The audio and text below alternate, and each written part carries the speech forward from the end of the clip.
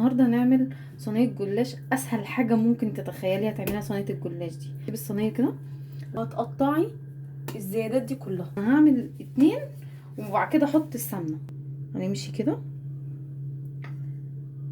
تغرقي ايه بتاعه الجلاش خالص كلها معاكي. هنعمل المهلبيه، كوبايه ونص لبن، 3 معالق نشا، والسكر اللي تحبيه. هننزل بقى بالمهلبيه، هننزل تاني بالرقات، هنحط 2 نبتدي بقى نقطعها قبل ما تخش النار. هنبتدي نعمل الشير.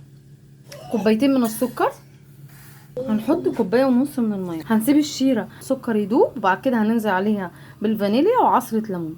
لو انت عايزاها ما تبقاش مقرمشة قوي استني لما الشربات يبرد. لو انت عايزاها تبقى مقرمشة ومن جوه طرية انزلي عليها بالشربات وهو سخن. وده شكلها يا بنات بعد ما طلعت. ويا ريت تشتركوا في القناة. باي باي.